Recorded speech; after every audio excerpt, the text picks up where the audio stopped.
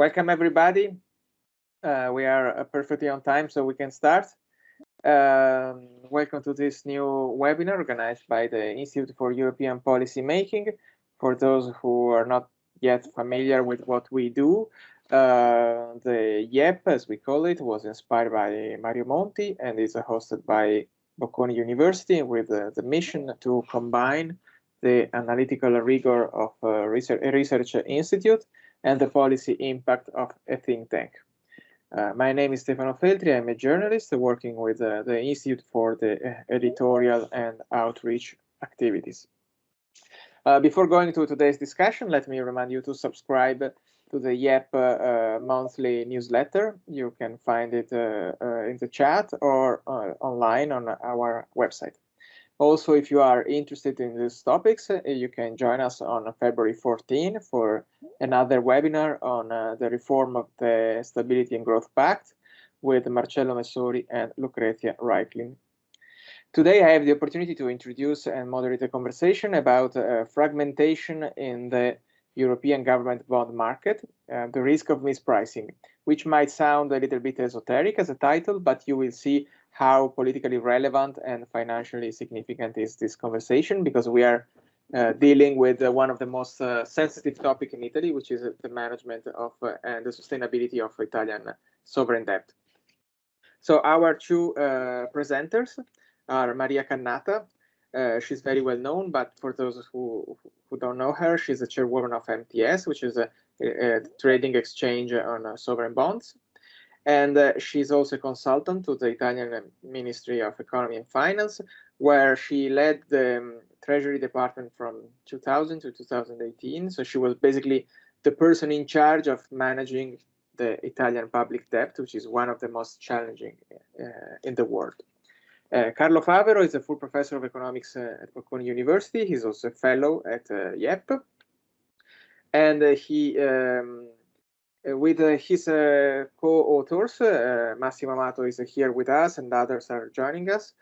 He developed a few years ago a very interesting project of a European debt agency. This project has a side project, which we are discussing today. Basically, the idea is that Carlo and his co-authors developed a tool to measure the mispricing in the bond market. You can use it yourself. If you go on our website, you can check in the recent history when Italian bonds were mispriced, which means basically that their price on the market was very different from what economic fundamentals supposed to be. I mean, fundamentals did not change, but the price changed very much. So that why and how to manage this. Carlo will discuss these topics in his presentation, and with a focus on this issue of mispricing, which became very relevant a little bit more than 1 year ago, when the ECB announced the TPI, the Transmission Protection TPI. I don't remember the acronym, but the idea is that the ECB start to buy bonds, sovereign bonds, when the price is when the bond is mispriced, when the price is excessive. But what does it mean that the price is wrong? Carlo will offer an answer. Then Maria Cannata will discuss Carlo's proposal and ideas, and then we will open the floor for discussion. You can write, you can type your question in the chat or ask to intervene with your cam and audio and video. Okay. Carlo, the floor is yours for your presentation, and I hope that everybody can see your screen, but we tested Not yet. I'm sharing it right now. Okay, so let's go. I forgot to mention that this event is on the record, and the recording will be posted on our website, so just keep this in mind. Okay, so let me start by saying that it's a great pleasure being here. And the objective, I will give like a 10-12 minute introduction to our discussion. And this introduction reflects work that we have been doing with a research group that includes the names you see on the screen, Massimo Amato, Ivo Belloni, myself, Lucio Gobbi, Ludovica Priviero, and Francesco Saraceno. Okay, so there are several papers behind these, but let us focus on the risk of mispricing, right? So let me see. Okay, so which risk are we talking about mainly? Okay, think about the current macro condition in Europe. There is high government debt, low growth, uncertain inflation, and of course, related to uncertain inflation, we have uncertain interest rates, both at the long end and at the short end of the yield curve. And within this framework, efficient and effective risk management for government debt is really a crucial issue, especially when the debt to GDP is high. So today, we will focus on one source of risk, which is called rollover risk. And sovereign debt rollover risk refers to the risk that the government might not be able to refinance its existing debt obligation as they come due, or roll them over into new debt. And this causes an immediate default. And this risk is sudden, right? You move as soon as government go to the market and the market do not have a demand for bond that meets their supply, the risk materializes very rapidly. And there is an immediate collapse in the price of sovereign bond, and of course, an immediate jump in yields to maturity. Of course, if market were efficient and bond were priced always according to fundamentals, and risk compensation were asked to compensate underlying risk, rollover risk could be useful because it can serve as a tool to deter excessive debt. The point is that this tool works only under the condition that bond prices reflect fundamental condition. Of course, the efficiency of this instrument is totally hampered when bond prices diverge from fundamentals. Now, so there is a big question behind these slides, which is, are market rational or not? I'm not going to answer directly to this question right now, but let me start by saying that the European Central Bank has explicitly recognized the possibility of deviation of bond prices from fundamentals by the sheer introduction of the transmission protection instrument, which is the possibility of intervention in the secondary market for bonds to stabilize their price. Stabilize means, to me, that price diverge from their underlying fundamental value.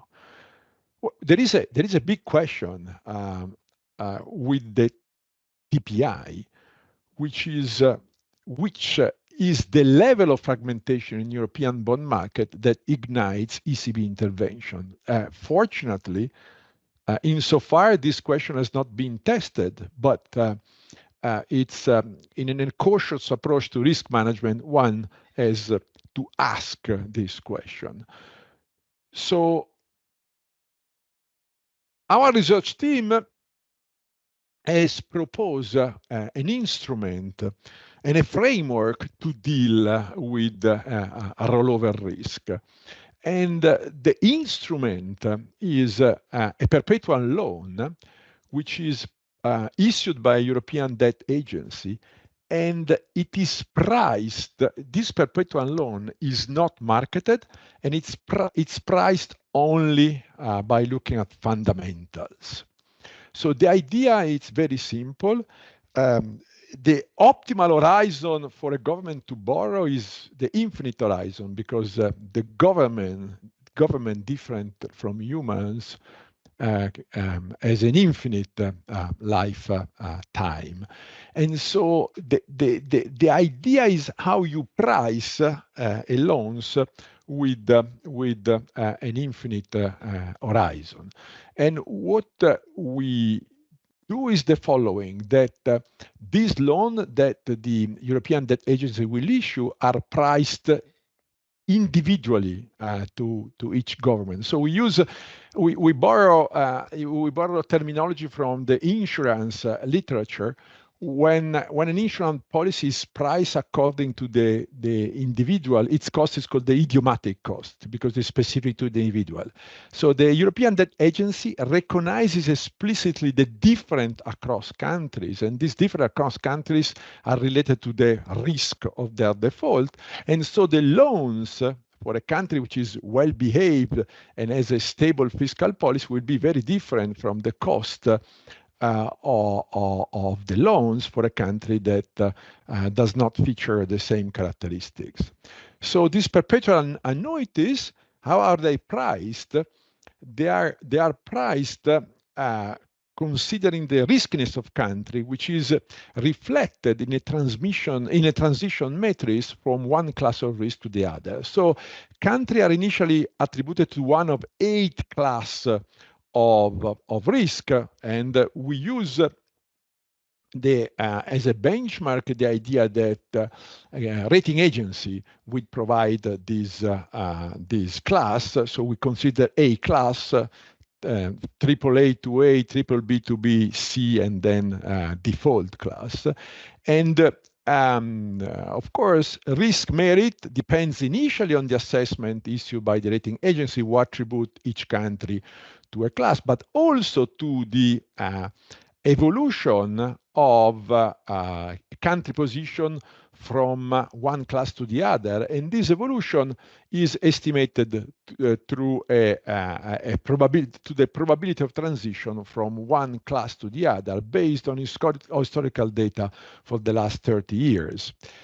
So when a loan is priced like that, we have that the cost of this loan reflect the member state fundamental, because this idiomatic cost it's able to filter, of course, liquidity and refinancing risk by its dim intertemporal nature.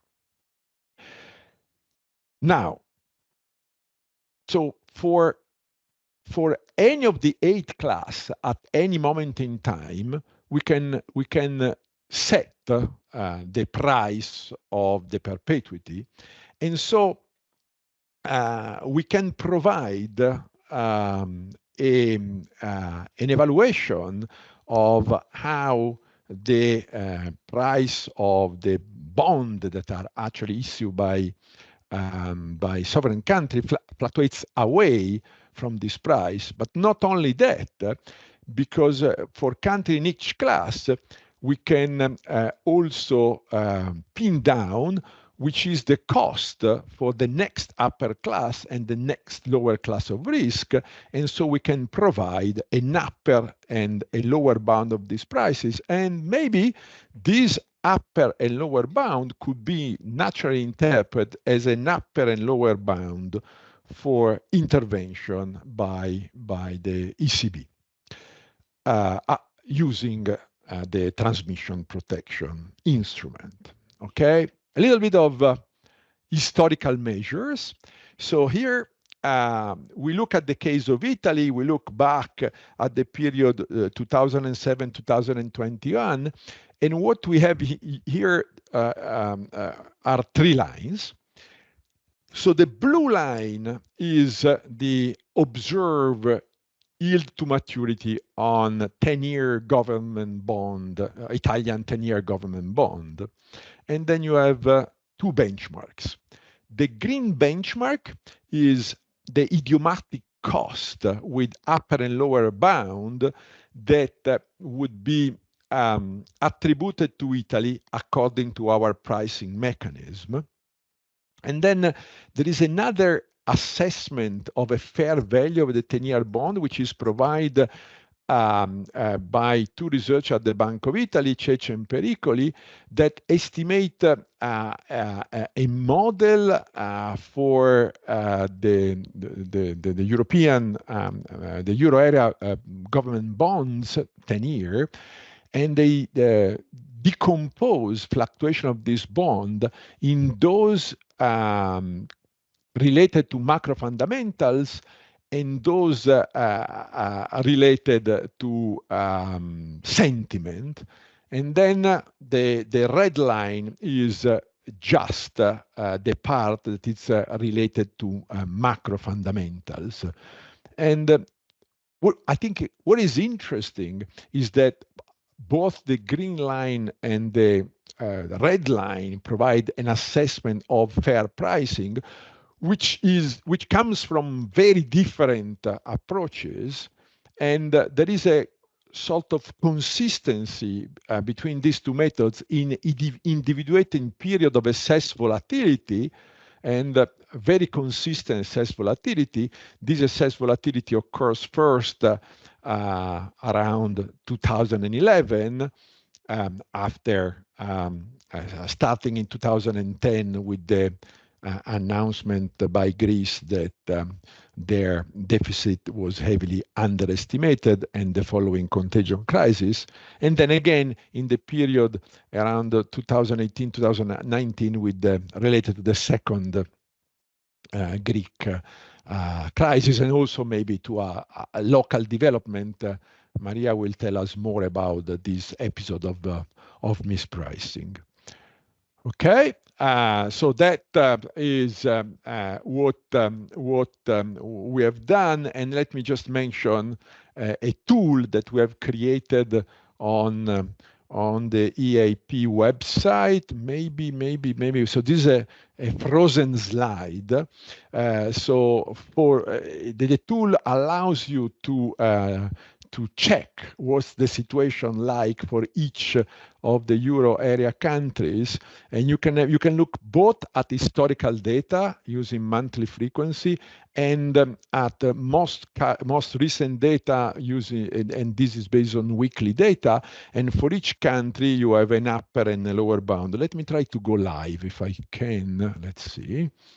Okay, disconnected from the servers. Let's try and reload. Okay, you can see here that you have a little bit here. If you click on this field, you will get a little bit of background on our measure. Then you can concentrate either on recent or on historical data. If you look at the recent data for Italy, here is the situation.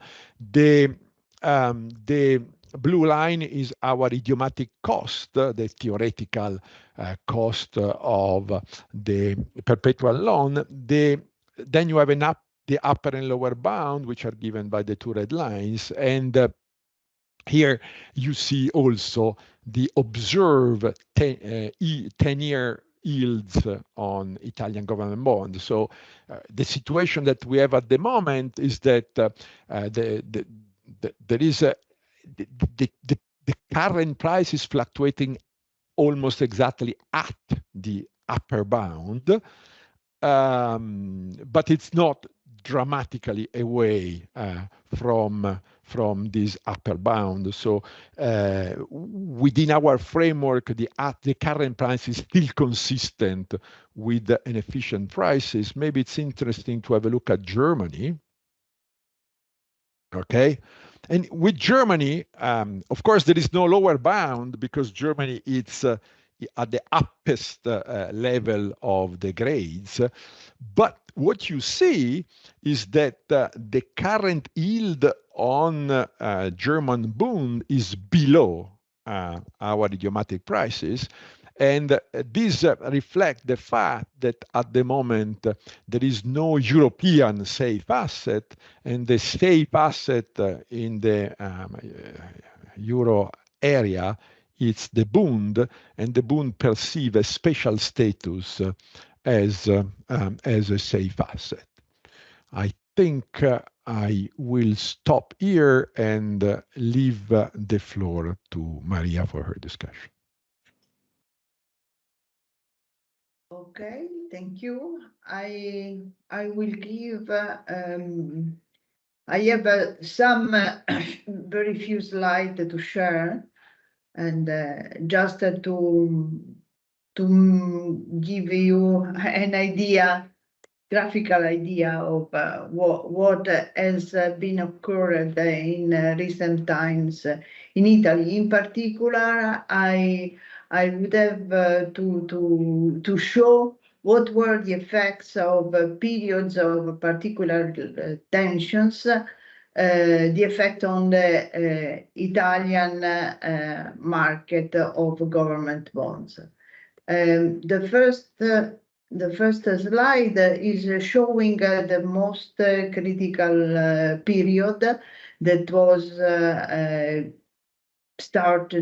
that has started in mid 2011 when the Greek crisis and the European debt crisis started to be already quite relevant, but you can see that until June 2011, there was some deterioration in the market, but not particularly strong. And in that period, Spain was in a worse situation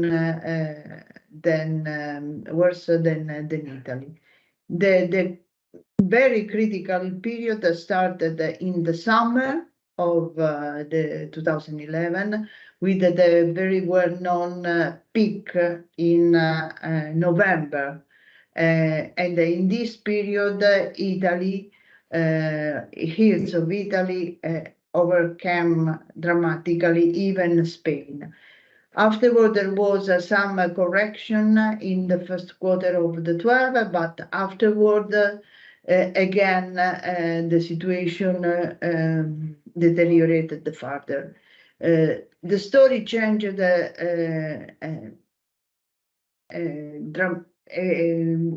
quite evidently when with the speech of Mario Draghi telling that the ECB will be really committed to preserve the euro area, started to show some improvement.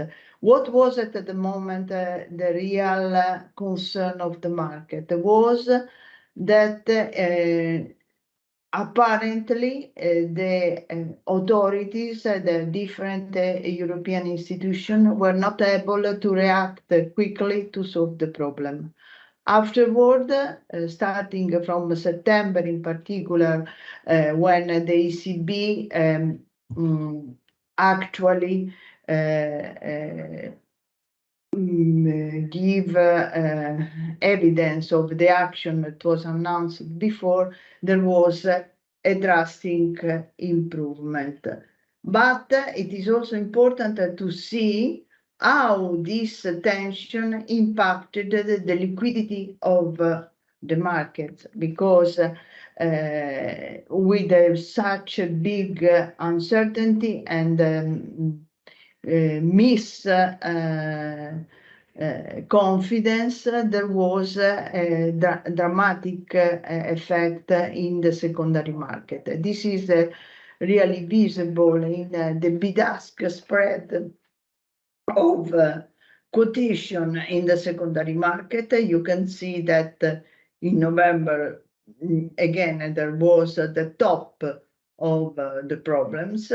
And the translation of this effect was a big decline of volume traded on the secondary market. I refer to the MTS platform that, especially for Italy, is give a real picture of what is the liquidity of the market, the rollover of the bond and the transaction. This was, I may say, the really most critical period. But even afterward, there were other moments where the situation became critical, especially in this case for the Italian market. While before there were the problems led by Spanish banking sector and different elements that created the problem also in other countries. These others are very typical of Italy. You can see that this critical period was in particular in 18 at the end of May, where the BTP Bund spread jumped drastically and remained very high until the end of November. This because, first of all, there was this especially perceived, but a real problem with some attack to the president of the Republic, and also the uncertainty in the formation of the new government, and a certain attitude towards the European Union that was quite conflicting. Only when this climate was diminished with different stance from the Italian government, there was a retracement. But in any case, Italy remained quite with a spread level of yields quite higher than, for example, the Spanish one. There was even later another period of tension, but this was related to the pandemic. And even in this case, Italy suffered more than the others, because in this case it was something absolutely exogenous and independent from the willingness of governance and so on. Because the country was the first to be hit by the pandemic. In any case, noticeable to observe that even in a situation more relaxed now, the distance between Italian and Spanish bonds remain quite important. And for sure, looking at what Carlo said, not justified by fundamentals. I finish to give also an idea of how shocking was this declaration of the end of May 2018, just before the formation of the new government. In that occasion, you can see that the impact on the bid-ask spread on the quotation was even higher than in November 2011. Fortunately, the situation recovered quite quickly, and the effects on the volume traded, just because of the limited time of this crisis, didn't impact so much the volume traded, and on the contrary, I didn't have the time to prepare a slide for that. On the contrary, the volume traded recently showed since 2021 a continual growth, and the efficiency of the secondary market was very supportive. So even in a condition where the spread towards even other peripherals remained quite large, the efficiency of the secondary market was particularly good and satisfying. What are the interpretation of this picture? That the market, first of all, love to understand what is happening. The uncertainty is the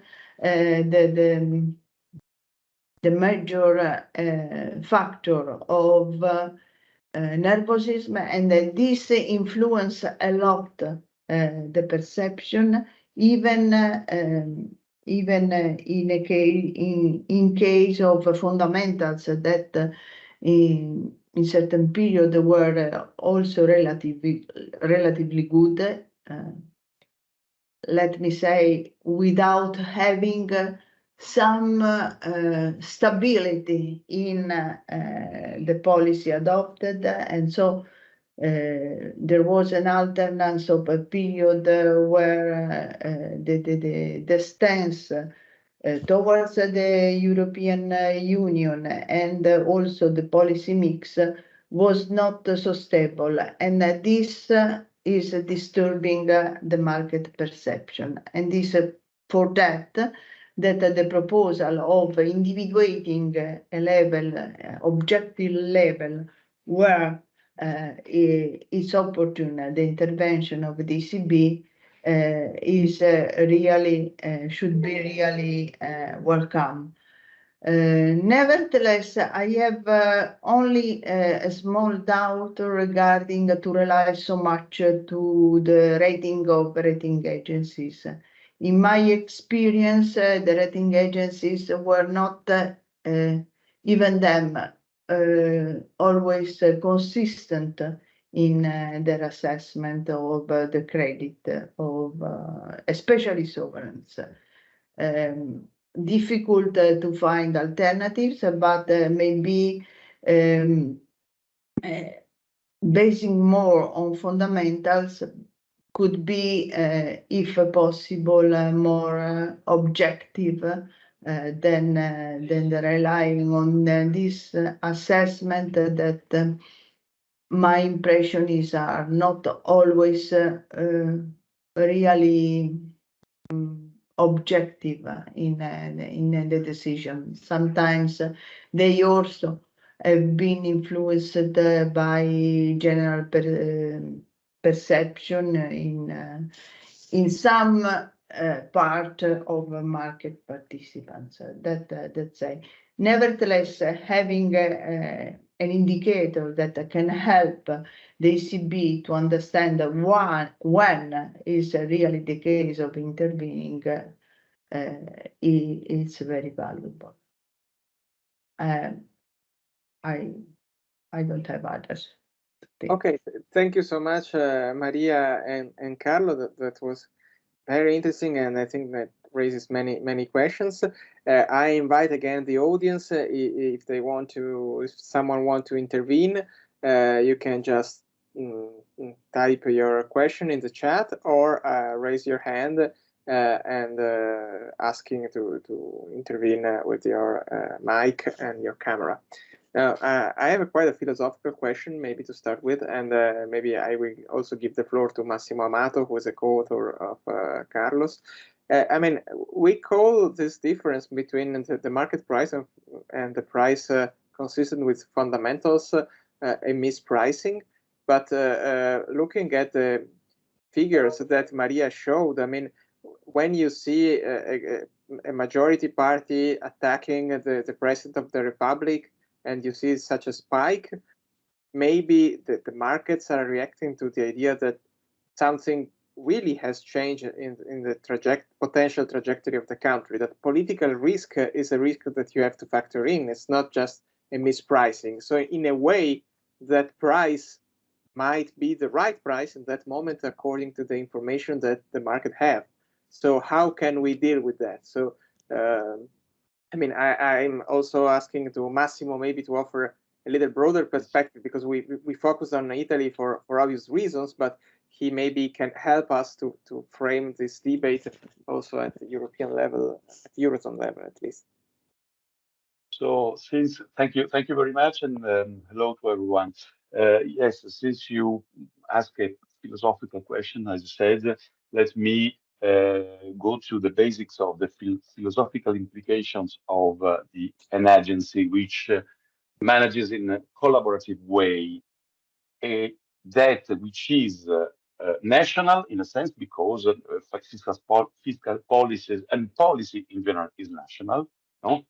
But also a Eurozone debt. It is Panetta who said that the Eurozone as such lacks of the stabilizing role of an Eurobond. So the idea is that if we can manage the national debts in a collaborative way, we would have two main two major effects: to stabilize financial markets and to issue a real Eurobond. Okay. But you say there is also a political issue related to the behavior of governments and politicians in national context. Yes, but I would say it is not markets who have the last word on that. Sorry, but I don't think so. But in a more precise way, what the agency could do is to be more patient with the fluctuation of the political sentiment in a nation. Okay, so it's not a matter of reacting immediately to, because you have to mediate between the trend, the political trend which is raising, and the fundamental trend which maybe is not going in the same direction that then the political trend. So you have to mediate with that, and we can. As we say, it's better to decide when we calm down. And what the agency does, exactly because it issues perpetual loans, is to be calm and to look to longer term factors. This is exactly the point. When we say markets can be irrational, we say markets can be overreact in a sense or in another, and in both senses, to issues that are not structural. Whereas the agency has this possibility, because if the political stance implies that fundamentals are worse, then the agency can react and price with higher prices the whole previous debt of a nation. So with a disciplining force which is more which is greater than markets, because it's not an overreaction, but it is a deliberate and weighted reaction to fundamental movements. I don't know if I have responded to your question. So that was really helpful to frame. I mean, to offer an alternative to the worm pricing in terms of overreaction. I mean, that's another way to say the same thing. So I will ask Maria. I noticed you raised your hand, so maybe you want to react to Massimo, and then maybe Carlo can react to what Maria said about the role of rating agencies. Yep. Yes, I hearing from the other from Massimo. I remember in particular was what occurred in the summer of 2011. In this case, for sure, the market overreacted to some contradictory situation. Because if you remember, in July, there was before an approval from the European Commission of the plan issued by the government to reassess public finance and so on. But 2 days later, they changed completely, reversed completely the opinion. This was very negative for the market perception. There was something that absolutely was not understood. And moreover, when in August, after quite a frenetic discussion, the ECB decided to intervene, she did so in a manner that was completely unusual, because they didn't want to interfere to the market, and in this manner the S&P was completely ineffective, because they stay far from the bond issued and from the bond close in terms of maturity to what will be issued, and they excluded maturity longer than 10-year bonds that were not nominal bonds and so on. In this manner, the effect of this action was completely null.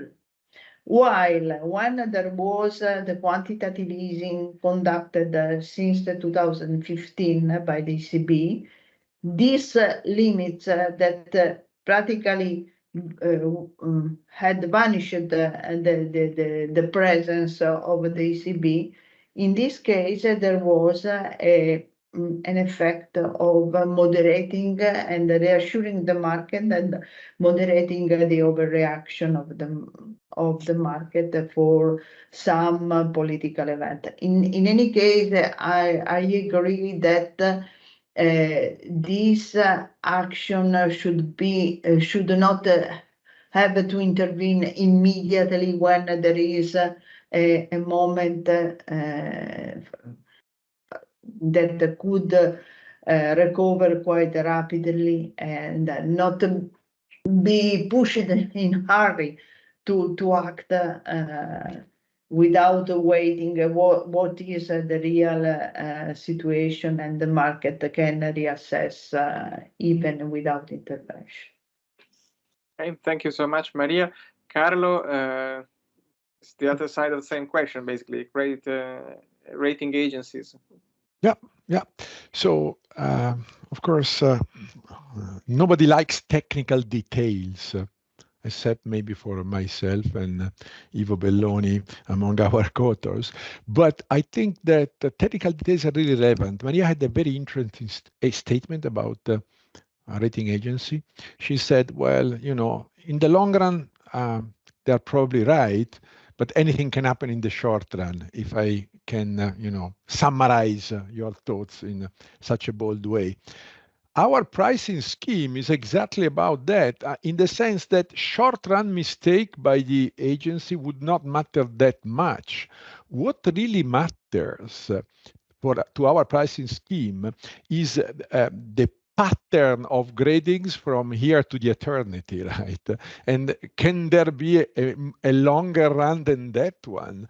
So the fact that the rating agency is making a mistake in an upgrade on a downgrade right now does not impact very much our idiomatic prices. What really matters for us is the evolution of the country positioning over the long run. And if agency get that right, our pricing scheme will reflect that. Having said so, of course, it's always, there are issues, of course, right? For example, we are looking with probability transition methods we define through the cycle, which is the stationary representation. One could say, well, in fact, the probability of an upgrade or a downgrade might also be function of the cycle. And in a recession, probability of downgrades, it's much different than probability of upgrades.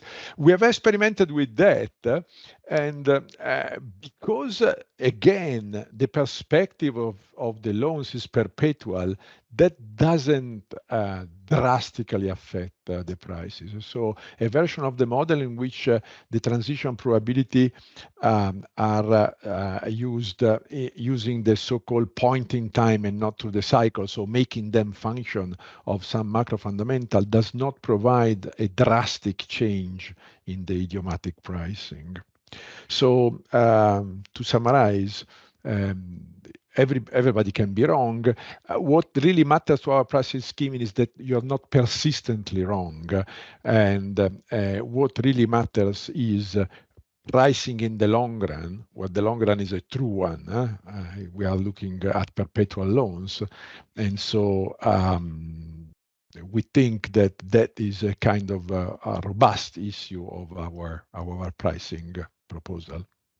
Okay, thank you both. We have a question from Everardo Belloni, who brings us back from where we started, the ECB and the transmission of monetary policy. The question is for Maria Cannata, and Everardo asks, mispricing in different government bonds due to fragmentation can undermine the transmission of the monetary policy of the ECB.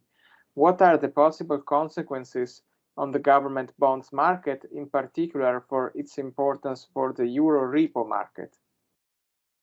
The repo market I cannot comment on. Yes, no, the repo market is a market where there was quite a peculiar situation. So, because during all this long period, maybe the Italian was the only repo market that didn't suffer any criticism, while there were big problems in other countries, in Germany in particular, because also the quantitative easing provided some scarcity of bonds to give as collateral for repo transaction.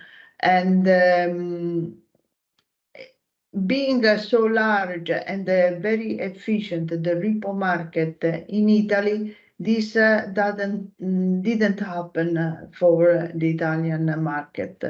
So this is another face of the medal that would have to be considered during the quantitative easing, because in certain countries, in particular Germany, but also others like the Netherlands and so on, that had the highest rating. So very welcome as collateral, were not enough to satisfy market exigencies. So this is something that where the experience is not so well distributed in different countries, and then this, in any case, can create a problem in the transmission of the monetary policy. And moreover, let me add another possible difficulty to apply this to make acceptable the proposal for countries. You showed that Germany is now very beneficial from this mispricing in the market, and it is very difficult that they will adhere to such a proposal because they risk to lose an advantage that it is very relevant for them. But in any case, this doesn't mean that we have not to propose something better than the present. That's maybe Massimo wanted to react on this point on Germany. Yes, if I may, yes, because this is a good point, and we have to recognize, acknowledge that the real objection to, for us, the real objection to the agency is not a theoretical one or a structural one on a technocratical one, but a political one. Is there or not a consensus among the participants to go towards such a collaborative solution?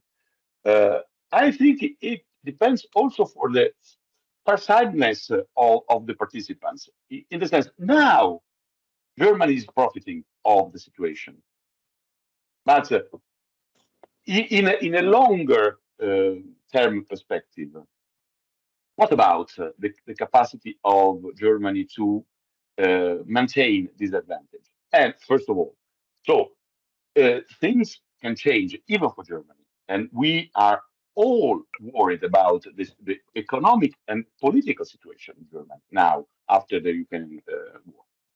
First of all, second, and this is about the tool, the specificity of the tool we are proposing to the ACB and for empowering the TPI. it's a tool which is symmetrical. So when you are near to the upper bound, the ECB could intervene by buying your bonds and only your bonds. Okay, when you're near to the lower bound, the ECB can sell your own bonds, and in this way, the reduction of the spread would happen in two directions. So unburdening the job of the ECB. It's not only a matter of buying bonds which are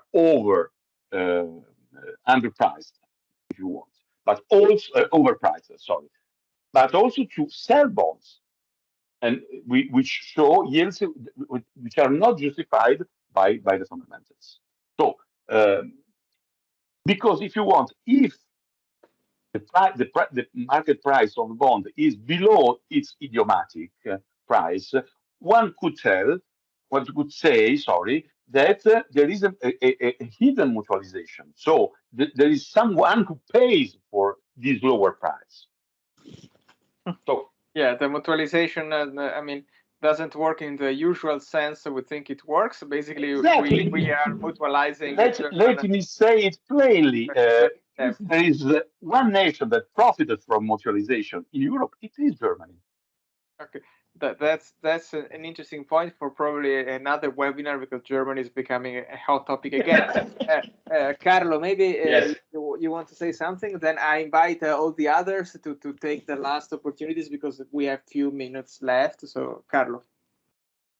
Yeah, a very quick point on Maria consideration on Germany. What's going to happen to Germany? It's not a partial equilibrium question, it's a general equilibrium question, right? So think about the importance of fragmentation in the transmission of monetary policy for growth, right? Maybe Germany, I mean, one of the contributors to the current recession in Germany is that there is too much fragmentation in the bond market in Europe, right? And that has got to be evaluated. Why so, Carlo? Could you make this more? Because fragmentation in the bond market increases uncertainty, and uncertainty impacts on investment, right? So and that is and so if you think about the debt to GDP ratio for Germany, of course there is a cost in terms of higher cost of financing the debt, but there might be a benefit in the sense of higher growth, right? And in fact, we have a paper in which we have a macro public finance model in which we try to take into account this general equilibrium effect. And what it seems to be the case is that the cost for Germany in equilibrium are much lower than one would think of. And so the agency, it's we label it as Pareto efficiency because it makes some country clearly better without making any other country clearly worse. That's my last point, I think. I leave the floor to other people. That's a note of optimism, or at least pragmatism, so it's very welcome.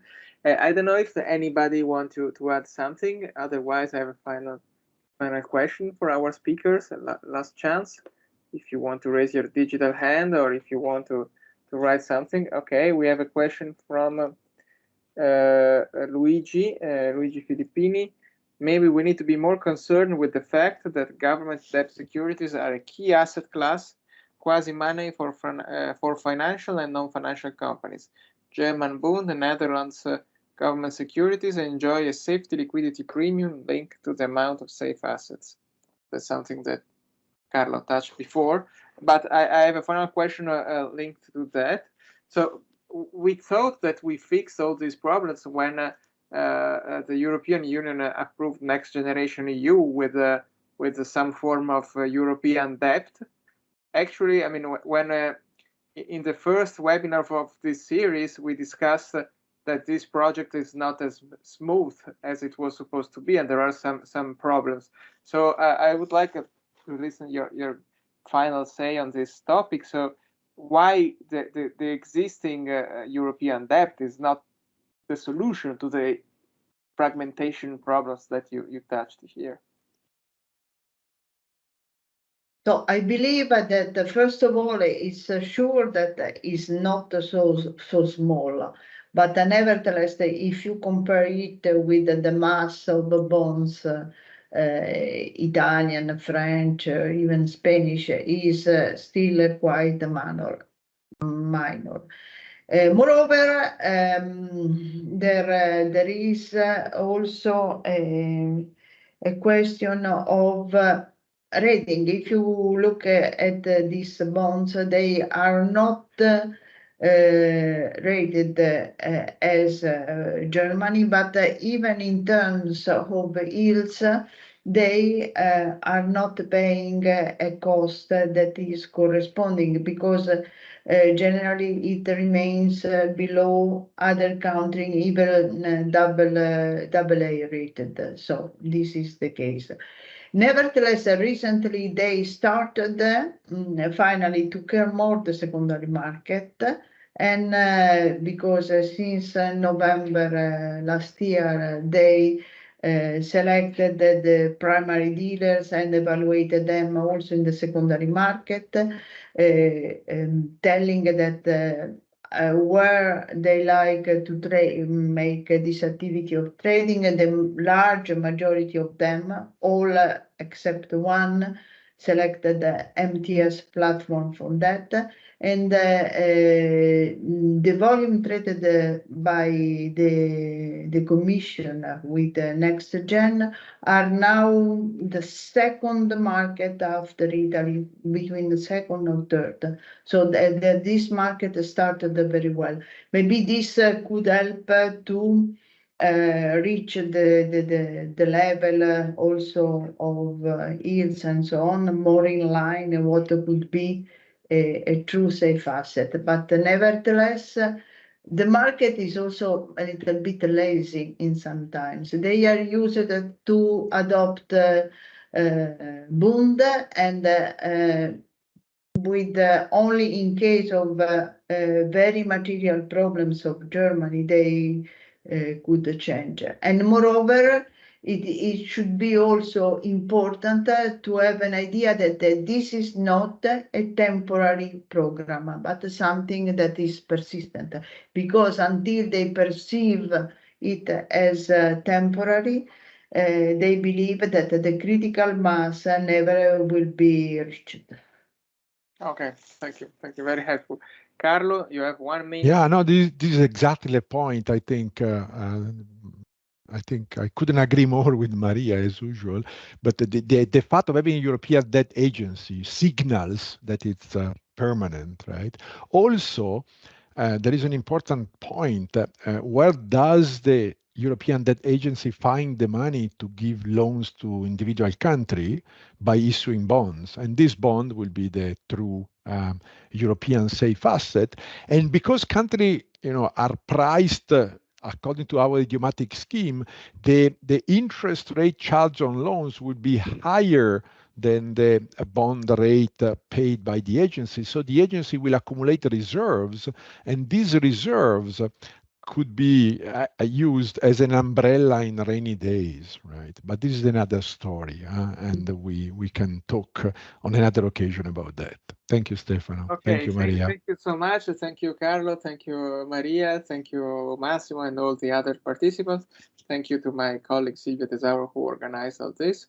And I have just to remind you that you can follow us with our newsletter on the website, on Twitter as well, and that the next webinar would be on February 14 on the reform of the Stability and Growth Pact, but more is coming. We have another one on the CBAM and the carbon pricing problems.